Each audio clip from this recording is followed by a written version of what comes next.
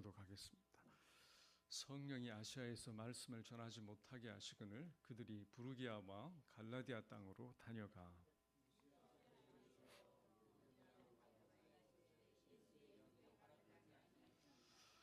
무시아를 지나 드로아로 내려갔는데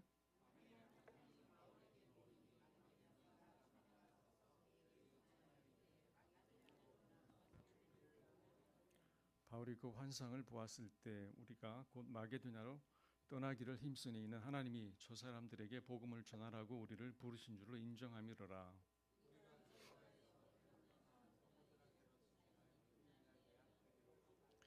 거기서 빌립보에 이르니 이는 마게도냐 지방의 첫 성이요 또 로마의 식민지라 이 성에서 수일을 유하다가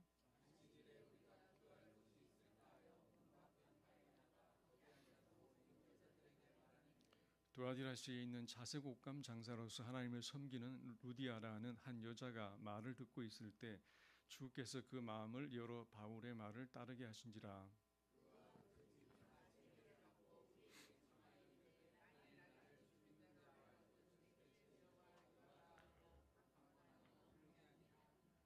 아멘.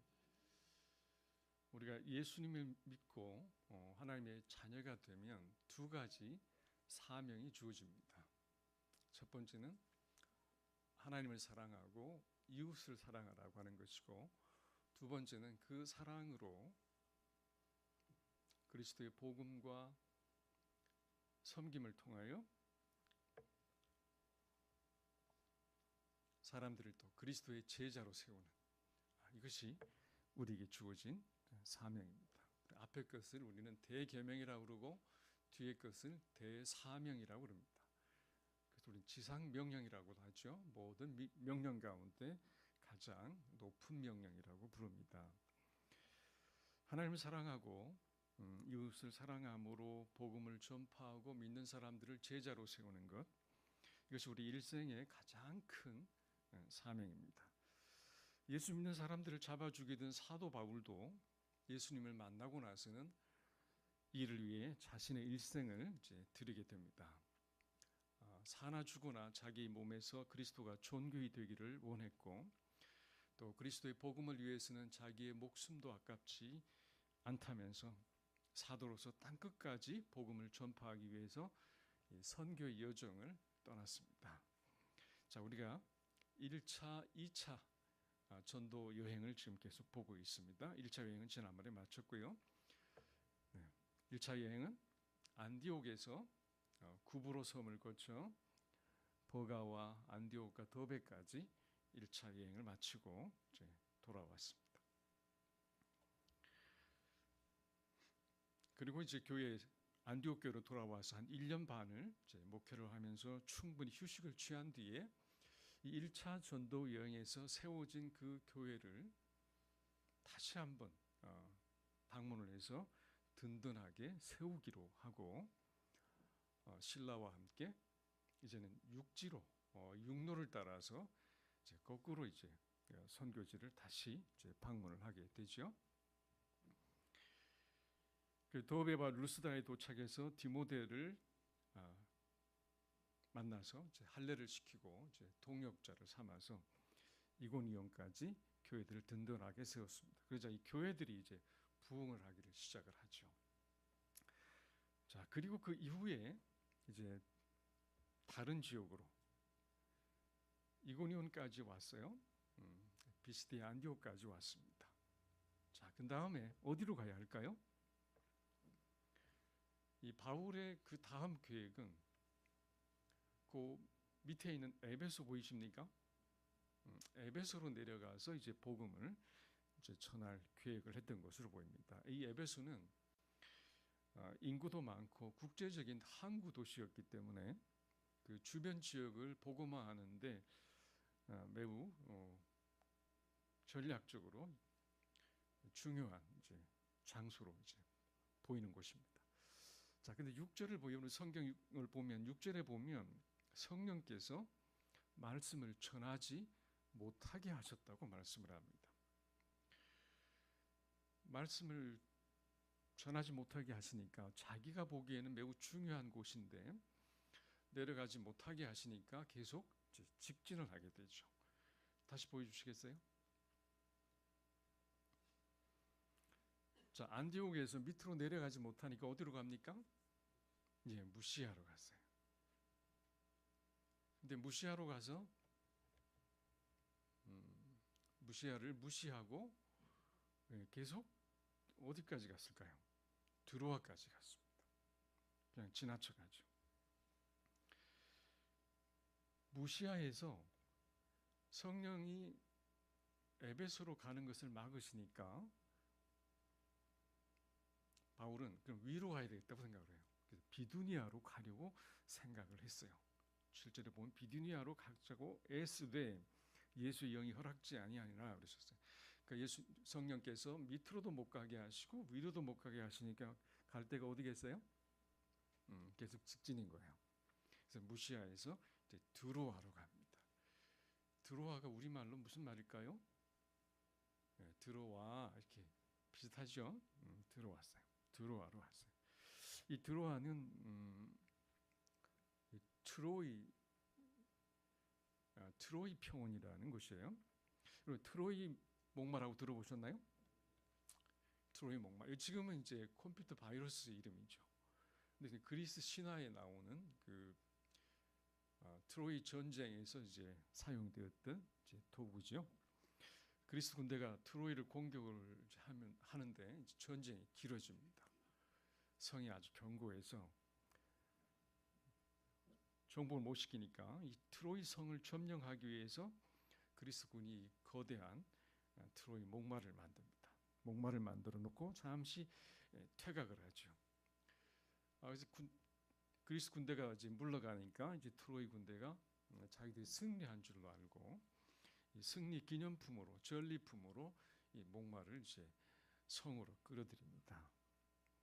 그리고 이제 승리에 취하고 술에 취해서 밤새도록 마시다가 다 잠이 들었습니다. 깊은 밤이 되니까 그 안에 있던 그리스 군대가 문 밖으로 나와서 이 성을 함락시켜 버리죠. 그 전쟁의 배경이 바로 이 드로아 지역이에요. 이 드로아하고 트로이하고 말이 좀 비슷하죠. 이 드로아 지역 오늘날 이제 지도를 찾아보면 지명이 달리안이라고 되어 있어요. 달리안. 이 당시 드로아는 에베소보다도 인구가 더 많고 이제 번창했던 항구 도시입니다. 자, 이곳 드로아에 도착했는데 그날 밤 하나님께서 이 바울에게 환상을 보여주십니다. 자, 환상이라고 하는 것은 이제 꿈을 꾸는 게 아니에요. 내가 정신이 지금 멀쩡한데 약간 황홀한 어떤 이 초심리적 상태 가운데서 하나님의 계시를 이제 듣는 것이 이제 환상입니다. 보거나 이제 듣는 것이죠. 이 사도행전에도 이제 11번의 환상이 나옵니다. 지금은 이제 이 성경이 완성이 됐기 때문에 이런 이제 환상의 어떤 이런 하나님의 계시의 방법이 잘 활용이 되지 않습니다. 그런데 이 성경이 없는 이슬람권의 어떤 중동 지역이라든가 이런 데에는 지금도 이런 일들이 가끔씩 일어납니다. 제가 전에 파키스탄에 선교를 갔을 때 거기서 한 형제를 만났는데 밤마다 예수님의 환상을 보는 거예요. 그래서 이 사람이 예수가 누군가를 이제 알고 싶어서 아는 사람을 통해서 이 성경을 이제 통신 강좌로 공부를 하면서 예수를 믿는 그런 사람을 만났는데 지금도 이런 일은 초자연적으로 일어나고 있습니다. 그러나 성경이 완성되거나 이제 기독교 국가들은 이런 것이 잘 나타나지 않아요. 말씀을 따르도록 우리를 인도하고 있습니다. 이 계시라고 하는 것은 어떤 그림 같은 장면을 보여주신 것인데요. 한 마게도니아 사람이 서서 바울에게 이제 간절하게 부탁을 하는 장면이 이제 환상으로 보여집니다. 구절을 같이 읽어볼까요? 밤에 환상이 바울에게 보이니 마게도냐 사람 하나가 서서 그를 청하여 이르되 마게도냐로 건너와서 우리를 도우라고는 했습니다. Come and help us. 건너오라. Come over 그랬죠. 건너와서 우리를 도와주십시오. 근데 그 바울이 그 환상을 보고 이 깨달은 바가 있어요. 저것이 우리에게 주시는 하나님의 비전이구나 생각을 했어요. 아시아 에베소에서도 말씀을 전하지 못하게 하시고 북쪽에 비두니아도 못 가게 하시더니 이제 마게도냐로 오라는 환상을 보여주시는구나.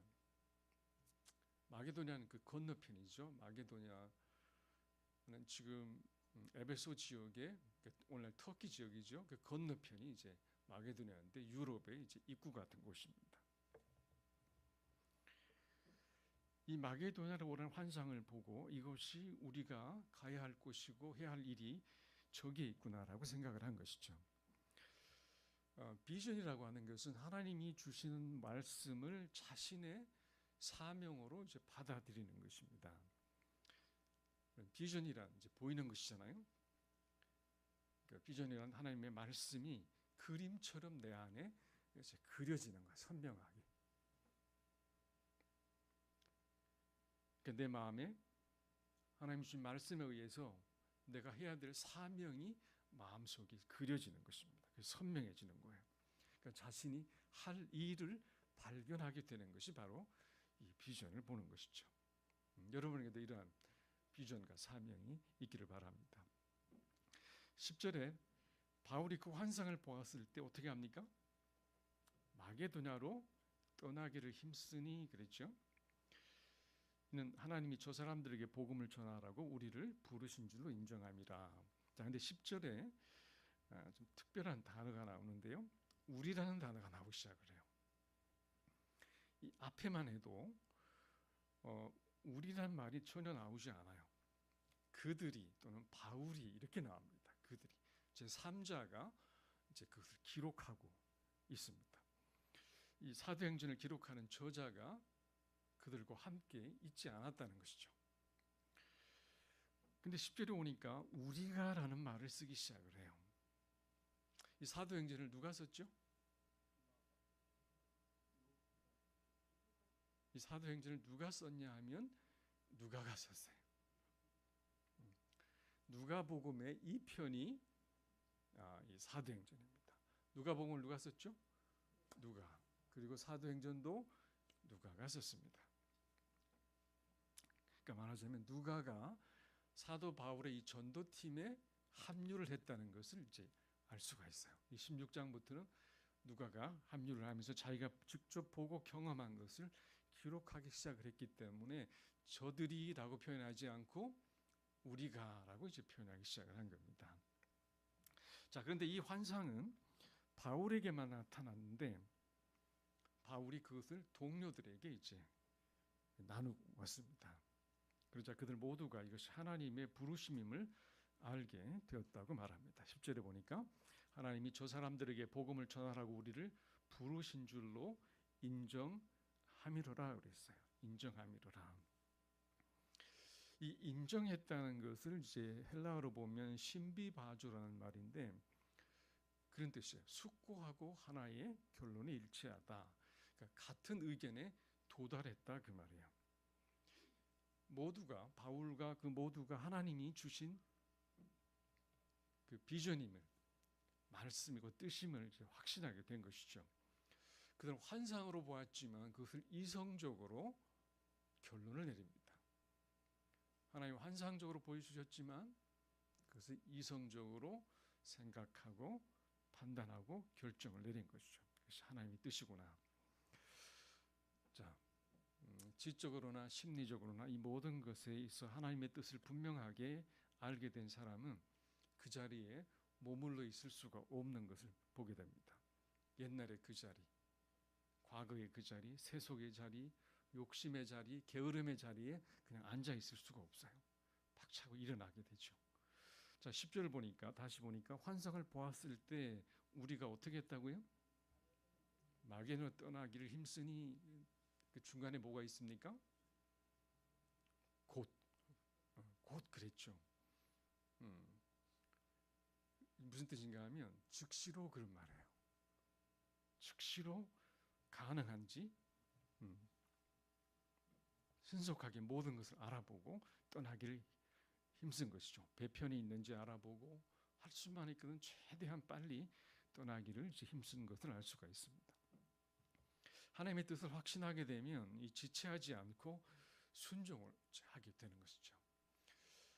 그리스도인의 삶의 행동에는 이 말씀의 공백, 이 신학적 공백이 있으면 움직이기가 어려워요. 근데 하나님의 뜻을 분명하게 알고 하나님의 계획을 알고 확신하게 되면 움직일 수가 있게 되죠. 그래서 우리는 우리가 알고 있는 하나님의 뜻에 대하여 깊이 확신할 필요가 있고, 또 그렇지 않은 여러 일들에 대해서도 늘 하나님의 뜻을 올바로 알기 위한 이 말씀에 대한 묵상과 또 그 뜻에 대한 하나님의 인도하심을 구해야 됩니다. 바울은 나름대로 자신이 세운 계획이 있었어요. 에베소도 가고 비두니아도 가고 여러 가지 계획이 있었지만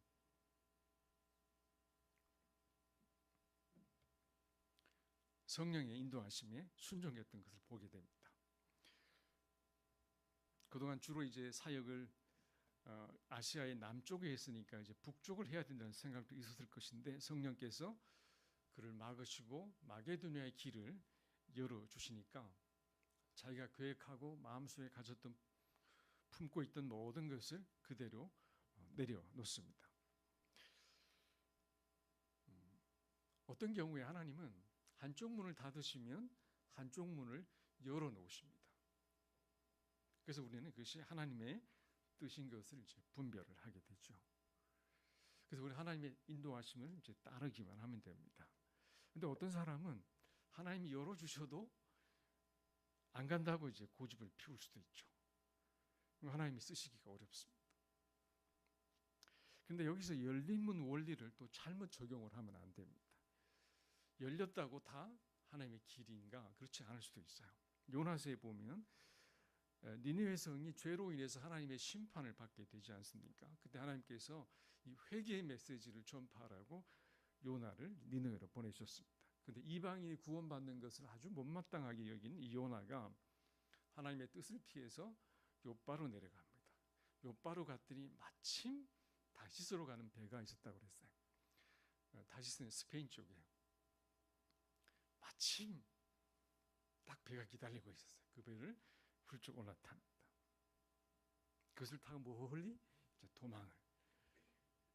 그러니까 니느웨와는 완전히 반대 방향으로 이제 도망을 갑니다. 그러나 결국 물고기 뱃속으로 들어가고 말죠. 내가 보기에 좋은 것, 내 마음에 드는 것 같은 열린 문이 있을지라도 주의해야 합니다. 무조건 돈을 많이 주는 직장, 또 돈 많고 잘생긴 남자와의 결혼, 그리고 편하고 좋은 조건으로 열린 문이 있다면 주의해야 돼요.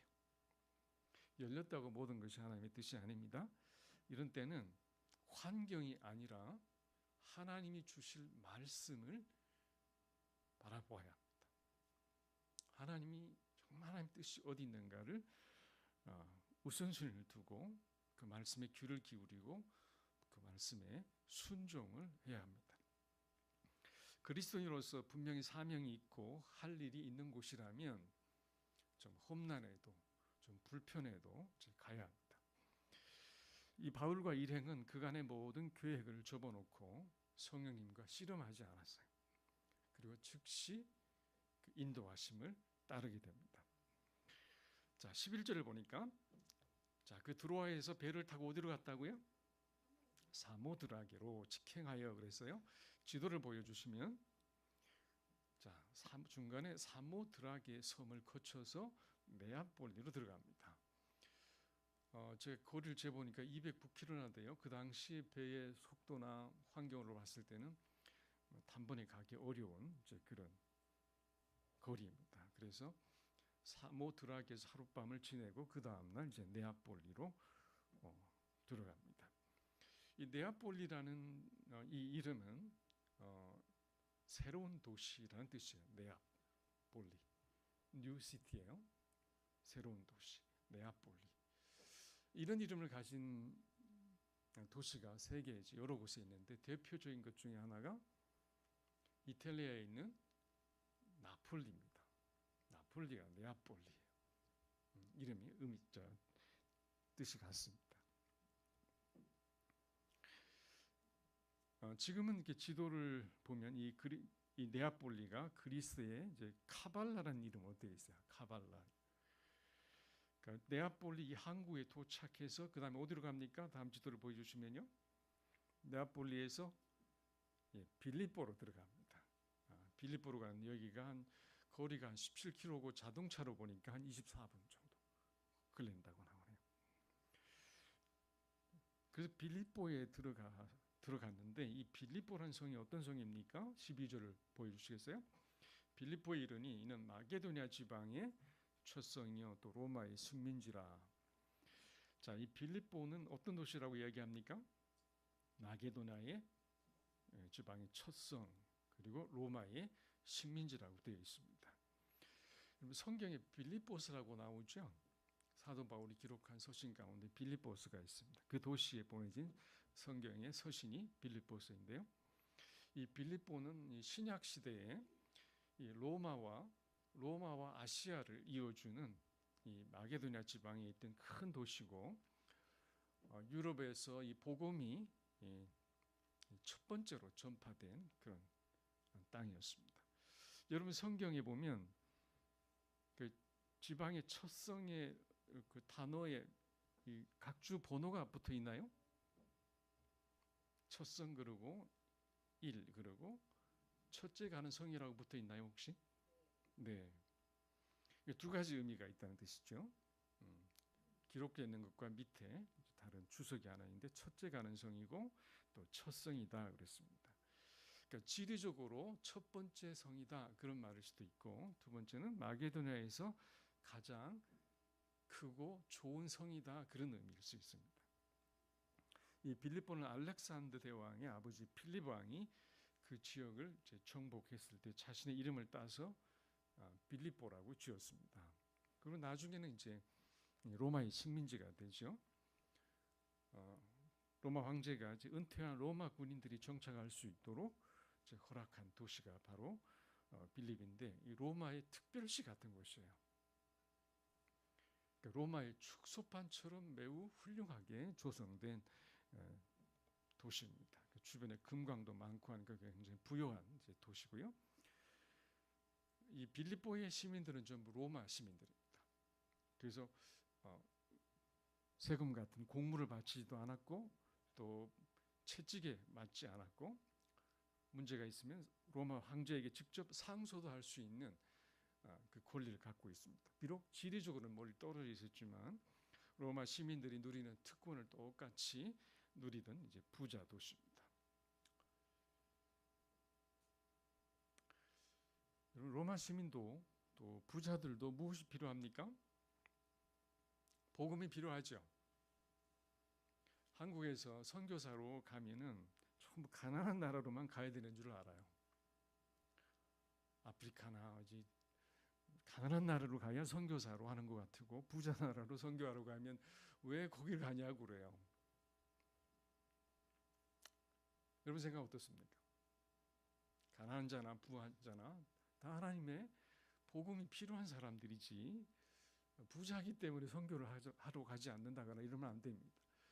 실제로 이제 유럽이나 어디 부자 나라에 선교하러 가는 분들은 한국 교회의 분들이 조금 선입견을 가지고 보는 것 같아요. 그래서는 안 됩니다. 어디로 가든지 똑같은 하나님의 복음을 가져가는 것이기 때문에 함께 기도해주고 격려를 해줘야 합니다. 가난한 자나 부자나 모두가 이 생명의 복음이 필요합니다. 자, 성령께서 이 바울 일행을 이곳으로 이제 인도하셨습니다. 자, 빌립보에 도착해서 도시를 살펴보니까 며칠이 지나고 안식일이 찾아왔네요. 자, 그런데 유대인들이 그곳에는 많지 않아서 회당이 없습니다. 안식일에 들어가서 설교를 할 수도 없고 기도할 수 있는 장소도 없었습니다. 그래서 어디로 갑니까? 강가로 갔다고 되어 있습니다. 자, 그곳에는 기도하는 유대인들이 있을 것이라고 생각을 한 것이죠. 자, 결혼한 남자 유대인들이 10명만 있으면 회당을 세울 수 있는데 숫자가 부족하니까 회당을 세우지 못하고 그들의 관습대로 야외 흐르는 물이나 강가에서 기도처를 정하고 이제 모이는 것인데요. 강에서 모이는 이 유래는 아마도 바벨론의 포로로 잡혀갔을 때 성전도 없고 회당도 없으니까 그들이 강가에서 예배와 기도를 드렸고, 또 물이 흐르기 때문에 정결 예식을 하기 쉬워서 강에서 모였다고 여겨집니다. 시편 137편을 보면 이런 말씀이 나와요. 우리가 바벨론의 여러 강변 거기에 앉아서 시온을 기억하며 울었도다. 이런 노래도 있죠. 그러니까 바벨론에 성전이 없으니까 회당을 나중에 만들어서 모였는데, 회당이 세워지기 전에는 이 강가에서 모였던 것 같습니다. 그 이제 관습이 이제 신약 시대까지도 이제 내려왔던 것이죠. 자, 13절을 같이 봅니다. 안식일에 우리가 기도할 곳이 있을까 하여 문밖 강가에 나가 거기에 앉아서 모인 여자들에게 말하는데, 이 강은 빌립보에 있는 이제 간기데스라는 강으로 이제 추정을 합니다. 자, 바울이 강가로 나가니까 기도하러 온 바울의 일행을 보고 여자들이 이제 모인 것 같아요. 물론 그들이 유대인일 수도 있고 아닐 수도 있는데 영적으로 관심이 있는 사람들이었을 겁니다.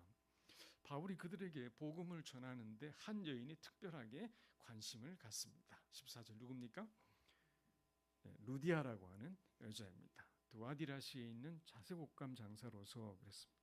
이 두아디라는 이제 에베소 지역에 있던 건너편에 있던 지역인데 그곳 출신이에요. 근데 이제 유럽 쪽으로 넘어와 있습니다.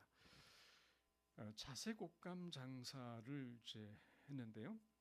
그가 이제 이 여자가 이제 바울의 말을 듣고 있는 동안에 하나님께서 그의 마음을 여셔서 복음을 이제 믿게 해주셨습니다. 그러니까 이 마게도냐에 들어와서 유럽에 들어와서 얻은 첫 번째 열매가 바로 이 루디아라고 하는 여인입니다. 아시아에서 길을 계속 막으셨잖아요. 마게도냐를 오게 하셔서 빌립보에 왔는데 며칠 동안 복음도 전하지 못하고 기도할 장소도 없었습니다. 원망과 불평이 좀 나오지 않을까요? 사도 바울은 골로새에서 기도 편지를 보낼 때 감옥에 갇혀서 이런 부탁을 합니다. 또한 우리를 위하여 기도하되 하나님이 전도할 문을 우리에게 열어주사라는 기도를 해요. 그러니까 전도할 문을 열고 닫는 분은 하나님이시라는 것을 그가 알고 있습니다. 성령께서 이 선교 사역을 주도하고 계시고 주권자이심으로 열매가 없다고 불평할 일도 아니고 열매가 많다고 내가 자랑할 일도 아닙니다. 열매는 성령께서 문을 열어주셔야만 우리가 추수할 수 있는 것이죠. 근데 그동안 바울의 사역을 보면 이방인을 위한 사도였지만 가는 곳마다 누굴 찾아갔냐 하면 유대인들을 찾아갔어요. 유대교 회당에 들어가서 말씀을 전하면서 이제 복음을 확산해 갔는데요. 근데 이 마게도냐에 오니까 유대인들이 없거나 차별을 받아서 회당을 세울 수가 없습니다. 복음을 전하기 위해 연결할 사람도 없고 난감합니다. 자, 이런 때 할 수 있는 일은 기도밖에 없죠. 전도할 사람을 만나기까지 그는 계속 기도했을 겁니다. 그리고 안식일에도 기도하기 위해 강가를 찾았습니다. 거기서 루아디아를 만났어요. 이 아시아 지역의 두아디라 성 출신의 이 자색 옷감을 파는 여인인데 유대인이 아닙니다. 이방인이죠. 이 자색 옷은 로마와 로마 식민지에 있는 이 권세자들, 관료들이나 또 부유한 사람들이 주로 많이 입는 이제 옷감이에요. 보라색이죠. 이 보라색은 왕족이나 귀족, 부유하고 권력 있는 자들이 주로 사용하는 이제 고상하고 아주 귀한 색상의 옷감입니다. 근데 이 자주색 염료는 아프리카나 지중해 연안에서 나오는 무슨 뿔고동이라고 하는 이제 소라같이 생긴 이제 그런 조개에서 나오는 것인데요. 채집량이 많지 않답니다. 그래서 굉장히 비싸요. 루디아가 이 특별한 옷감을 거래할 수 있는 수완이 있고 로마의 시민권을 가진 이 부유한 사업가였어요. 이 루디아가 이 바울의 복음을 듣고 그와 온 식구를 다 불러서 예수를 믿고 강가에서 침례를 받았습니다. 그가 예수를 믿고 침례를 받은 다음에 그 다음 구절을 보면 루디아가 바울의 일행에게 아주 관대한 제안을 하죠. 뭐라고 제안을 합니까? 만일 나를 주 믿는 자라고 알거든 내 집에 들어와 유하라 하고 강건하며 머물게 하니라. 나를 주를 믿는 성도로 여긴다면 내 집에 들어와서 머무십시오, 그런 말이죠. 인사치레로 하는 게 아니고 자기가 받은 은혜가 무엇인지 알기에, 또 사도 바울 일행을 보니까 지금 돈도 없게 생겼어요. 도움이 많이 필요해 보입니다. 그래서 자기 집에 와서 사역을 하도록 요청을 합니다. 그런데 여기서 우리가 청하여, 우리에게 청하여라고 돼 있죠. 이 청한다는 말은 헬라어로 파라칼레오란 말이에요. 파라칼레오. 이 두 가지 의미가 있어요. 성령께서 옆에서 우리 이름을 부르며 위로하실 때 파라칼레오, 그래서 파라란 말이 옆에 있다 그 말이거든요. 옆에서 내 이름을 부르며 나를 위로하실 때 파라칼레오 그랬어요. 또 하나의 의미는 누구에게 무엇인가를 간절하게 요청할 때 파라칼레오 그랬어요. 그리고 앞에서 바울이 본 환상에서 마게도냐 사람이 바울에게 어떻게 했다고 그랬죠? 바울에게 청하여 그랬죠. 우리에게로 건너와서 도우라. 거기서 청하다는 말이 파라칼레오라는 뜻의 단어였어요. 파라칼레오. 근데 루디아가 바울에게도 어떻게 합니까? 간절히 청했다고 되어 있어요. 그러니까 무슨 자선을 베푼 듯이 교만한 마음이 아니라 아주 간절하게 진심으로, 그리고 더 나아가 강권하여 머물게 아니라 억지로 데려갔다는 거예요. 어쩌면 바울은 초면에 폐를 끼치지 않기 위해서 거절했을 수도 있죠.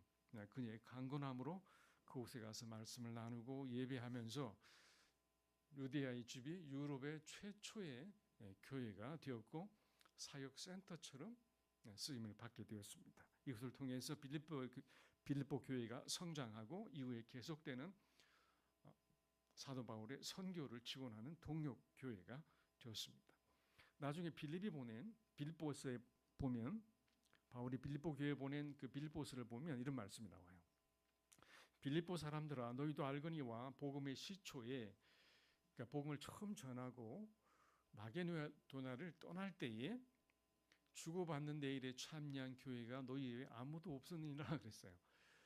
선교사에게 필요한 것이 많이 있잖아요. 빌립보를 떠날 때에 아무도 도와주지 않았지만 이 빌립보 교회만 도와주었다는 거예요. 그리고 데살로니가 다음 구절에 보면 너희가 한두 번 아니라 한 번뿐 아니라 두 번이나 나에 쓸 것을 이제 보내었도다라고 이제 그 다음 구절에 넘겨주십시오. 계속해서 이 빌립보 교회는 바울의 사역에 밀접하게 연관이 되어서 도와주었는데 아마 이 여장부 같은 루디아의 영향이 아니었을까 이렇게 생각을 합니다. 그래서 빌립보 교회와 사도 바울의 사역 관계가 아주 특별했어요. 빌립보서 1장을 보면 그들은 생각날 때마다 감사가 되는, 그리고 기도할 때마다 기쁨이 되는 사람들이었고요. 바울이 어려울 때나 힘들 때나 잘하고 있을 때나 못하고 있을 때나 어려움에 처해 있을 때나 지금까지도 복음을 위한 동력을, 그 착한 일을 끝까지 한 사람들이라고 이야기를 합니다. 그래서 사도 바울의 마음속에는 예수의 심장으로, 예수의 마음으로 너무나 보고 싶어하고 사모했던 사람들이 바로 이 빌립보 성도들이었어요. 복음을 위하여 동력하는 교회와 선교사는 이런 관계가 되어야 된다고 믿습니다. 여러분, 선교 사역의 사령관이 누구시죠? 예수님이십니다. 예수님의 영이신 성령께서 이것을 주도해 나가십니다. 그래서 바울은 자신의 경험과 계획을 내려놓고 성령의 인도하심을 따라 순종하면서 오늘의 유럽의 입구인 이 마게도냐까지 나갔죠. 20세기의 역사학자 토인비는 바울을 싣고 갔던 그 배는 유럽을 싣고 가는 배였다라고 정의를 내렸습니다. 그 순종과 그 복음이 그 당시의 약육강식에 혼란스러웠던 유럽을 오늘날의 유럽으로 바꿔놓았습니다. 자, 그러나 이 전도와 선교 사역의 모든 것을 혼자서 다 할 수는 없죠. 바울에게 누가 있었습니까? 바나바가 처음에 있었죠. 그 다음 또 누가 있었죠? 신라가 있었습니다. 그리고 또 누가 있었습니까? 디모데가 있었습니다. 또 그 외에도 많은 사람들이 있었죠. 그리고 오늘 빌립보에서 만난 루디아와 또 그곳에 세워진 빌립보의 교회와 그 동역들이 바울의 동역자들이었습니다. 우리가 섬기는 교회의 머리는 그리스도이시고 또 그리스도의 영이신 성령께서 우리를 인도해 가십니다. 우리도 성령의 인도하심에 민감하게 순종할 때에 성령께서 우리 안에 역사하시고 교회를 건강하게 하시고 또 복음이 힘있게 전파되며 제자들을 세워가실 것입니다. 그러므로 내가 하겠다고 그렇게 선언하는 것이 아니고 주님 우리를 사용해 주십시오라고 기도하며 우리 자신을 들어가야 되겠습니다. 이 시간 제가 기도 제목을 3가지로 올려두었습니다. 함께 우리 기도하는 시간을 잠시 갖겠습니다. 삶의 모든 부분에 성령의 인도함을 받게 하소서. 비전과 사명에 있는 삶을 살게 하소서. 복음을 위하여 온전히 동역하는 개인과 교회가 되게 하여 주소서. 같이 한번 기도하겠습니다.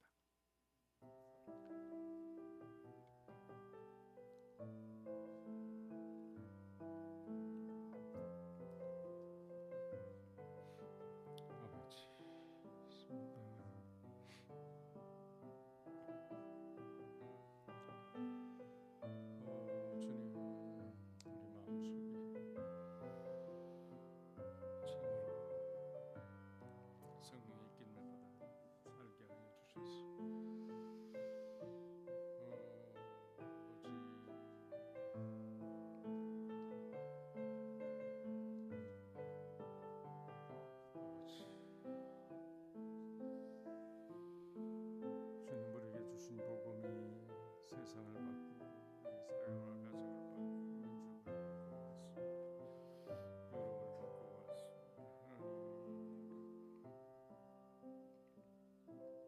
하나님 아버지, 바울의 손에 들린 그 복음이 성령의 능력 안에서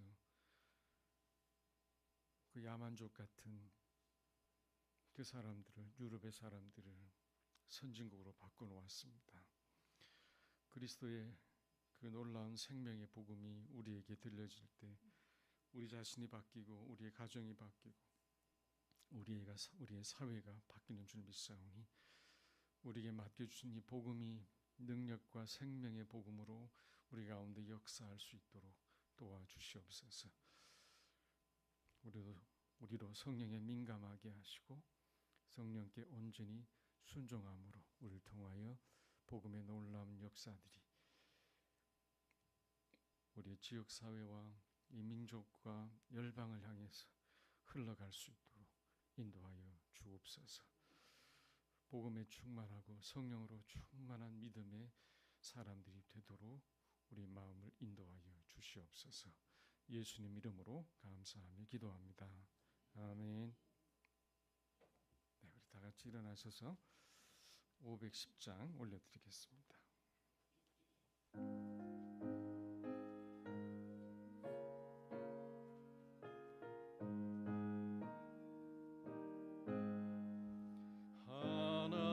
하나님의 진리 등대 길이 빛나니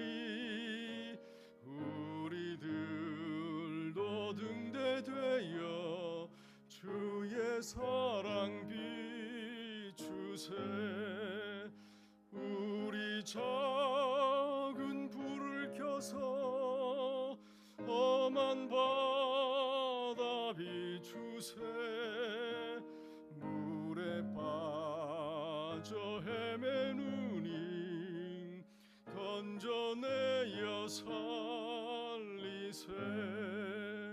죄의 밤은 깊어가고 성난 물결 설렌다. 어디 불빛 없는 가고 찾는 물이 많구나. 우리 작은 불을 켜서 험한 바다 비추세. 물에 빠져 헤매